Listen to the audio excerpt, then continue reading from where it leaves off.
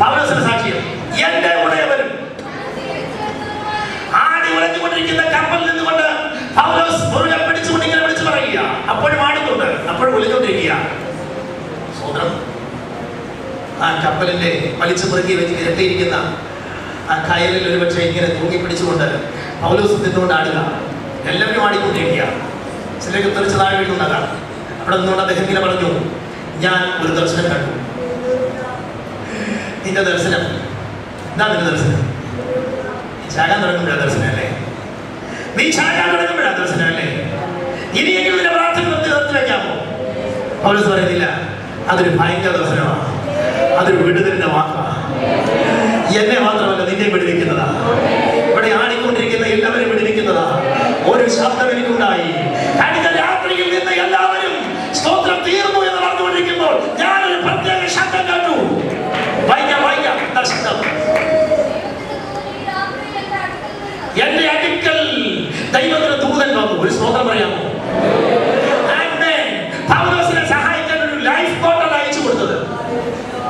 പൗലോസിനെ സഹായിക്കാൻ വേണ്ടി പട്ടാളക്കാരുടെ ഒരു സംഘമല്ല ദൈവം അയച്ചു കൊടുത്തത്. ദൈവം അയച്ചു കൊടുത്തത് വേറെ ഒരു കപ്പലുമല്ല, ദൈവത്തിന്റെ ദൂതനെ തന്നെ അയച്ചു കൊടുത്തു. കടന്നു വന്നുമ്പോൾ കഴിവില്ല എന്ന് പറയുമ്പോൾ, കൈവിട്ടു എന്ന് പറയുമ്പോൾ, ഇത് ദൈവത്തിന്റെ ദൂതനെ അയക്കാൻ ദൈവത്തിന് റെഡിയാക്കിയിരിക്കുക. യേശുവിന്റെ നാമത്തിൽ ഭയപ്പെട്ടുകൊണ്ടിരിക്കുന്ന ആ വർഷപ്പെട്ടുകൊണ്ടിരിക്കുന്ന ആ തീരുമാനങ്ങളെ ചേർക്കാൻ ഇതാ ദൈവത്തിന്റെ ദൂതനെ അയക്കുക.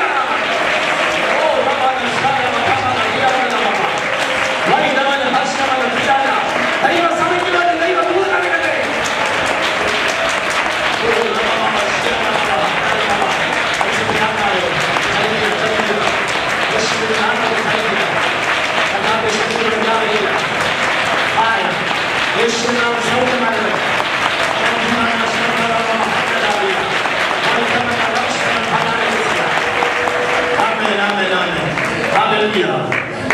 ഈ വചനത്തിന് മധ്യത്തിൽ ദൈവത്തിന്റെ സൗഖ്യമായിക്കൊണ്ടിരിക്കുക. സ്തോത്രം. കഴുത്തിന്റെ ഈ ഭാഗത്തായിട്ട്, ഈ ഇടതു ഭാഗത്തായിട്ട് വേദന അനുഭവിക്കുന്ന ചില പ്രിയപ്പെട്ടവരെ കണ്ടാൽ തൊട്ട് സൗഖ്യമായിക്കൊണ്ടിരിക്കുക. ഈ വചനത്തിന്റെ മധ്യത്തിൽ നിന്റെ ബന്ധനത്തെ അടിച്ചുകൊണ്ടിരിക്കുക. ചിലരുടെ ഭാവിയുടെ കെട്ടുകളെ അടിച്ചുകൊണ്ടിരിക്കുക.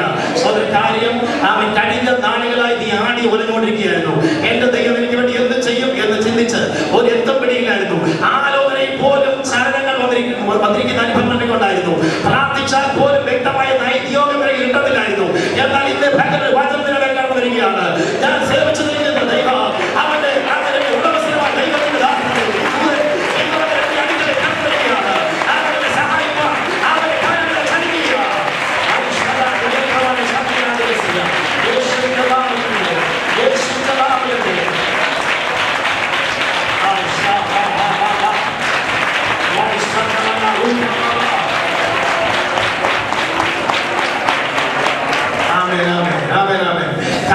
കൈയുടെ ജോയിന്റിന്റെ അകത്ത് സ്തോത്രം മിന്നൽ പോലെ ഇടയ്ക്കിടയ്ക്ക് ഉണ്ടായി വേദനിക്കുന്നതിന് പ്രിയപ്പെട്ടവരുടെ മധ്യത്തിൽ ദൈവത്തിന്റെ ആത്മാവ് കാണിക്കുന്നു.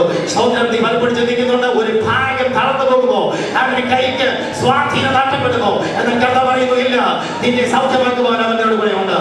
യേശുവിന്റെ നാമത്തിൽ, യേശുവിന്റെ നാമത്തിൽ സൗഖ്യമായ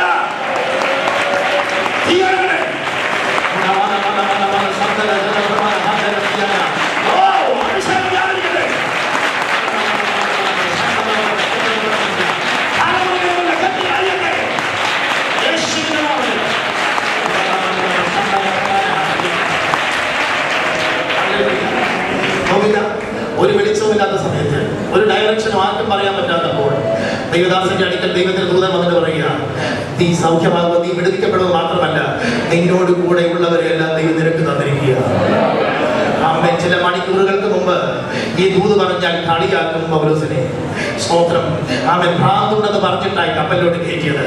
സ്തോത്രം. തുടങ്ങിയപ്പോഴേ പറഞ്ഞു, നിന്റെ വെളിപ്പാടൊന്നും ഞങ്ങൾക്ക് കേൾക്കണ്ട, മാലിനെ അമർച്ചയായിട്ട് കൽപ്പിച്ചിരിക്കുക. പക്ഷേ ഇപ്പോൾ പൗലോസിന്റെ മുമ്പിൽ മുട്ട് മടക്കിയിരിക്കുക. ചിലരെ അടർത്തിയെടുക്കുന്ന ശുശ്രൂഷ ഇവിടെ ഇരിക്കുന്ന ചില പ്രിയപ്പെട്ടവരുടെ നീ അഭിഷേകം പകരാൻ പോവുകയാണ്. നീ ചലിക്കുന്നിടത്ത്, നീ പോകുന്നതിനകത്ത് നീ വാക്ക് പറയുമ്പോൾ തന്നെ ചിലർ ഞാൻ ഇവിടെ പ്രാർത്ഥിക്കാൻ വരുന്നു എന്ന് പറയപ്പെട്ടവന്ന്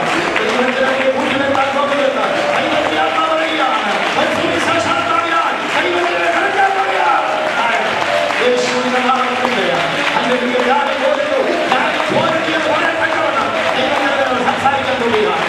യേശുവിന്റെ നാമത്തിൽ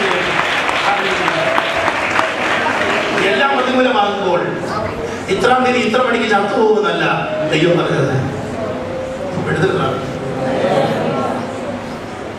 ഭയപ്പെടുത്തുന്ന പരിപാടിയല്ല ദൈവത്തിൻ്റെത്, വിട്ടിരിക്കുന്ന പരിപാടി. ഒന്നാമതായി പേടിച്ചിരിക്കുക, അതിനെ കൂടെ വീണ്ടും പേടിപ്പിക്കുന്ന പരിപാടിയല്ല. പത്മോസ് ദ്വീപിൽ ഒത്തിരി ഭയാനകമായ കാര്യങ്ങളാണ് കാണാനുള്ളത്. എന്നാൽ കണ്ണടച്ചപ്പോൾ ആത്മവിവശനായപ്പോൾ കണ്ട കാഴ്ച കർത്താവിന്റെ ദർശനമാകേണ്ടത്. ഹല്ലേലൂയ. ഒരു ലൈഫ് ബോട്ട് അയച്ചു തരണമേ എന്നല്ല യോഹന്നാൻ പ്രാർത്ഥിച്ചത്. എന്നെ സഹായിക്കാൻ ഒരു കപ്പലെങ്കിലും അയച്ചു തരണമേ എന്നല്ല പ്രാർത്ഥിച്ചത്. സ്തോത്രം. നിന്റെ ദർശനം എനിക്ക് മതി. ആ ദർശനം അതിൽ തന്നെ ഒതുങ്ങിയില്ല.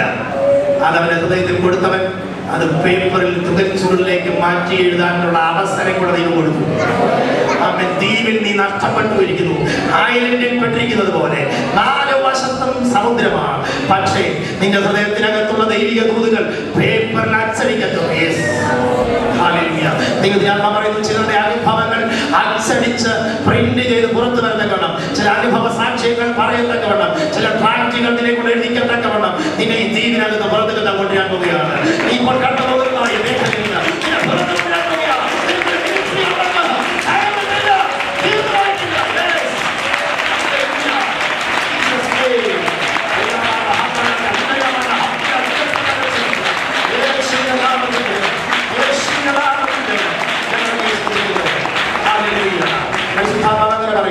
ചിലരുടെ അനുഭവ സാക്ഷ്യങ്ങൾ പ്രിന്റ് ചെയ്ത് ചെറിയ ലഘുലേഖകൾ പോലെ, ചെറിയ ബുക്ക്ലെറ്റുകൾ പോലെ പ്രിന്റ് ചെയ്യത്തക്കവണ്ണം ചില അനുഭവങ്ങളെയും നൽകി പിന്നത്തേതിനെ ദ്വീപിൽ നിന്ന് പുറത്തു കൊണ്ടുവന്ന് ജയത്തിന് സാക്ഷ്യമാക്കി നിൽക്കുന്ന പരിപാടികൾ ദൈവത്തിനുണ്ട്. എന്റെ ദൈവം എന്നെ വിടുവിച്ചെന്ന് പറയത്തക്കവണ്ണം ജയത്തിന് സാക്ഷ്യമാക്കി നിർത്താൻ ദൈവത്തിന്റെ പരിപാടികൾ, പരീക്ഷയോടുകൂടി പോക്കുവഴി ഉണ്ടാക്കാൻ ദൈവത്തിന് പദ്ധതിയുണ്ട്.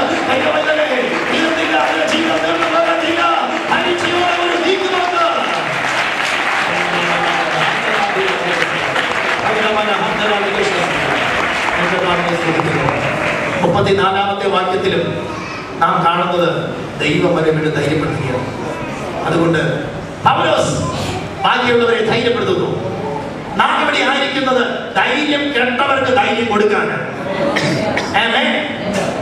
എന്ത് ചെയ്യണമെന്ന് അറിയാൻ വയ്യാത്ത ഇൻസ്റ്റിറ്റ്യൂഷനിൽ കുഴഞ്ഞുകൊണ്ടിരിക്കുന്ന, മറിഞ്ഞുകൊണ്ടിരിക്കുന്ന ഇടങ്ങളിൽ ഇതാണ് ചെയ്യണമെന്ന് പറയാൻ നിയോഗമുള്ളവരെയാണ് ദൈവത്തിന് ആവശ്യമായിരിക്കുന്നത്. ഈ കപ്പൽ കഴിയോ ഞാനും ചത്തുപോകുമെന്ന് പറഞ്ഞ് വിളിച്ചു പോകാനല്ല. ഇനി അവരെ താക്കിയ ദർശനം തന്നത്, അതിനൊക്കെ താക്കിയത്, അതിനകത്ത് കയറ്റിയത് ഒരു തലമുറയായിട്ടാണ് ലോകത്തിൽ. പക്ഷേ ദൈവത്തിന് ഒരു അഭ്യാസമാക്കി മാറ്റേണ്ട പദ്ധതിയുണ്ട്. നിയോഗം ഇതാ നിങ്ങളെ എന്ന് പറഞ്ഞു കൊടുക്കാൻ ദൈവം നമ്മളെ കുറിച്ച് ആഗ്രഹിക്കുന്നു. 44-ാമത്തെ വാക്യം ഇങ്ങനെയാണ്: അങ്ങനെ എല്ലാവരും രക്ഷപ്പെടാൻ സംഗതി വന്നു. ഒരുവന്റെ കണ്ണ് ദൈവം തുറന്നു കഴിഞ്ഞപ്പോൾ, ഒരുവന്റെ ഹൃദയത്തിൽ ദൈവശബ്ദം കേട്ട് കഴിഞ്ഞപ്പോൾ, ആരും സഹായിപ്പാൻ കഴിയാത്ത ആ കടലിൽ വെച്ച് ഈശാനമൂലന്റെ മുമ്പിൽ നിന്ന് രക്ഷപ്പെട്ടിട്ടുള്ള കപ്പലുകൾ ഒന്നുമില്ല, പൗലോസിന്റെ കപ്പൽ അല്ലാതെ. ഒടുവിൽ പൗലോസ് ഇങ്ങനെയും പറഞ്ഞു, ഇല്ല, നമ്മുടെ കപ്പലിൽ കൊണ്ടിരുന്നാൽ കപ്പലിൽ ആശ്രയിച്ചു പോകും ആൾക്കാർ. അതുകൊണ്ട് കർത്താവ് പരിപാടി ചെയ്യാൻ പോകുന്നു. ഒടുവിൽ ഈ കപ്പൽ മുട്ടി പീസായി ചതറാൻ പോവാം. ചിലരൊക്കെ ഇറങ്ങി വരണമെങ്കിൽ കപ്പൽ മുട്ടി ചെയ്യാൻ പറ്റും. ചിലരൊക്കെ ഇങ്ങോട്ട് ഇറങ്ങി വരണമെങ്കിൽ ആശ്രയിച്ചിരിക്കുന്ന കപ്പലുകൾ പൊട്ടിയെങ്കിലേ പറ്റത്തുള്ളൂ. പക്ഷെ നിനക്കൊരു ദോഷവും വരുന്നില്ല. നീ ജോലി ചെയ്തുകൊണ്ടിരിക്കുന്ന ആ സ്ഥാപനത്തിൽ ഒരുപക്ഷെ എല്ലാം പൊട്ടുമായിരിക്കും, പക്ഷെ ദൈവത്തിന് പൊട്ടമില്ല. പഠിച്ചുകൊണ്ടിരിക്കുന്നുണ്ട്, അല്ലെങ്കിൽ പ്രവർത്തിച്ചുകൊണ്ടിരിക്കുന്നുണ്ട്, എല്ലാം പൊട്ടും, പക്ഷേ ദൈവം പൊട്ടത്തില്ല. കാര്യമെന്ന് അവന്റെ ഹൃദയത്തിനകത്ത് പൊട്ടാത്തൊരു ദർശനമുണ്ട്, നശിക്കാത്തൊരു ദർശനം. ഹല്ലേലൂയ, സ്തോത്രം. അത് നിത്യതയുടെ ദർശനമായിരിക്കട്ടെ. ഇവിടത്തേക്ക് മാത്രമുള്ള ദർശനമല്ല ദൈവം നമ്മളെ ഏൽപ്പിച്ചിരിക്കുന്നത്.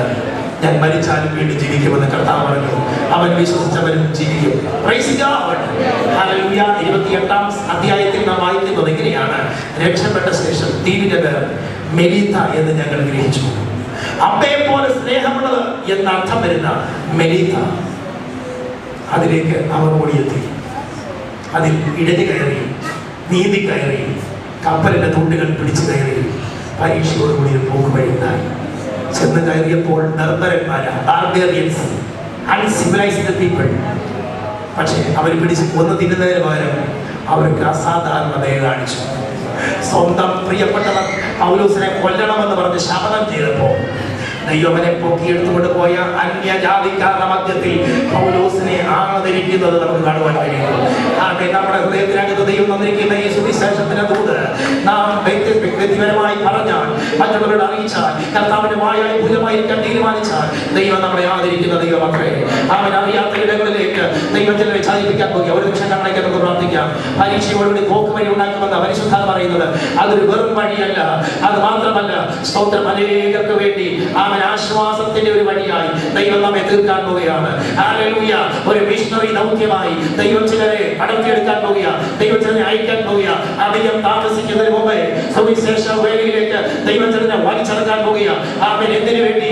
അവൻ അറിയാത്ത പട്ടണങ്ങളിലേക്ക്, അറിയാത്ത ഗ്രാമങ്ങളിലേക്ക് ദൈവം ചിലരെ വലിച്ചെടുക്കുകയാണ്. നശിച്ചു പോകുന്നവർക്ക് നിലവിളി കൂട്ടുന്നതിന്റെ മധ്യത്തിൽ സമാധാനം കൊടുക്കാൻ ദൈവം അവൻ നമ്മെ കുറിച്ച് ആഗ്രഹിക്കുന്നു. ഹല്ലേലൂയ. പ്രിയപ്പെട്ടവരെ, ഈ പട്ടണത്തിൽ ഈ കപ്പൽ അറിയുന്നത് പോലെ ഒലിഞ്ഞുകൊണ്ടിരിക്കുന്ന എത്രയോ കുടുംബങ്ങളുണ്ട്, എത്രയോ പ്രിയപ്പെട്ടവരുണ്ട്, എത്രയോ യുവജനങ്ങളുണ്ട്, വഞ്ചിക്കപ്പെട്ട കുടുംബങ്ങളുണ്ട്. അതിന്റെ മധ്യത്തിൽ പൗലോസിനെ കിട്ടിയതുപോലെ ഒരു വഴി തുറന്നു കൊടുക്കാൻ, ഇല്ല കർത്താവിനോട് കൂടെ ഉണ്ടെന്ന് പറയാം, ഇന്ന് നിനക്കൊരു വിടുതലുണ്ടാകുമെന്ന് പറയാം, ഒരു മെലിത്തയിലെ ദർശനം പ്രാപിച്ചു കൊടുക്കാൻ, അസാധാരണമായ ദയ കാണിക്കുന്ന പ്രിയപ്പെട്ടവരുടെ അടുക്കലേക്ക് കൃപയോടുകൂടി നടക്കപ്പെടാൻ, അവിടെ വെളിപ്പെടേണ്ട ശുശ്രൂഷകൾ ചെയ്യാൻ എത്ര പേര് മറ്റൊരു സമർപ്പിക്കും. പൗലോസിന്റെ ഒരു ഭാഗത്ത് പറയാമായിരുന്നു, എങ്കിലും എന്നോട് ദൈവം ഇങ്ങനെ ചെയ്തല്ലോ, ഞാൻ അപ്പോസ്തലനായിട്ട് എന്നോട് ഇങ്ങനെ ചെയ്തല്ലോ, എനിക്ക് ഇത്രയും ദിവസത്തെ കഷ്ടപ്പാട് തന്നല്ലോ, സുവിശേഷം പറയാൻ വേണ്ടിയായിരുന്നു, എനിക്ക് എന്നോട് ഇങ്ങനെ ചെയ്തല്ലോ എന്ന് പറയുമ്പോൾ പൗലോസിന് ആ കാര്യം മനസ്സിലായി. സുവിശേഷ ശക്തിയോട് പറയാൻ വേണ്ടിയായിരുന്നു, ചിലരെ വിടിവിക്കാൻ വേണ്ടിയായിരുന്നു. സാരമില്ല, ഈശാനമൂലനായി സ്തോത്രം, ഈശാനമൂലനായി സ്തോത്രം, അപ്രതീക്ഷിതമായി അടിച്ച പെരുങ്കാറ്റിനായി സ്തോത്രം. അതിനപ്പുറത്തിൽ ശുശ്രൂഷ വെളിപ്പെട്ടല്ലോ. സഭയോട് ദൈവത്തിന്റെ ആത്മാ പറയുന്നു, അറിയാത്ത വേഗത്തിൽ അതിവേഗത്തിൽ ഉണ്ടാകുന്ന ചില പ്രതികൂലങ്ങൾ കുടുംബത്തിലേക്ക് ആഞ്ഞടിക്കുമ്പോൾ പരിശുദ്ധാത്മാവിന് പറയാനുള്ളത്, നിന്നെ അതിന് പുറത്തുനിന്ന് രൂപപ്പെടുത്തി വെളിയിൽ കൊണ്ടുവന്ന് സ്തോത്ര കർത്താവിനെ കൊള്ളാകുന്നവരാക്കി നിർത്താൻ പദ്ധതിയുണ്ട്. പരീക്ഷയോടുകൂടി ഒരു പോക്ക് വഴിയുണ്ട്.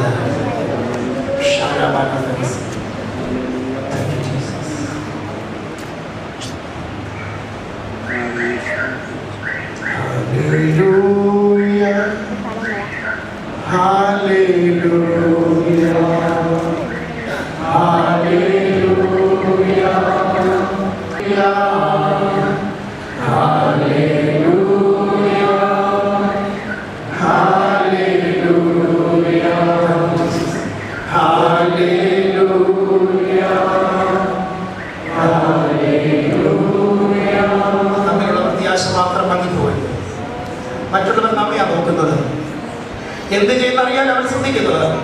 പൗലോസ് നീയാടിപ്പോയാൽ എല്ലാം തീർന്നു. ദൈവത്തിലുള്ള പ്രത്യാശ നഷ്ടപ്പെട്ടാൽ ഇരുട്ടിലാണ് വെളിച്ചം പ്രകാശിക്കേണ്ടത്. നിന്നിലുള്ള വെളിച്ചം ഇരുളായാൽ ആ ഇരുട്ട് എത്ര വലുത്. നിന്നെ ആക്കി വെച്ചിരിക്കുന്ന പ്രഥമ സ്ഥാനത്താണ്. ഒരുപക്ഷെ നിന്നെ അതിശയിച്ച പ്രിയപ്പെട്ടവരുണ്ട്. മുട്ടുമടക്കാൻ സമയമായി, നിന്റെ മുമ്പിൽ പ്രാർത്ഥനയ്ക്ക് വേണ്ടി വരാൻ സമയമായി. നീ സഞ്ചരിക്കരുത്. കൃപയിൽ ആശ്രയിക്കുമ്പോൾ പരീക്ഷയോടെ പോക്ക് വഴി ഉണ്ടാകും. കർത്താവിന്റെ കരങ്ങളിൽ ഏൽപ്പിക്കാം. നാം എല്ലാവരും പ്രാർത്ഥിച്ചുകൊണ്ടിരിക്കുമ്പോൾ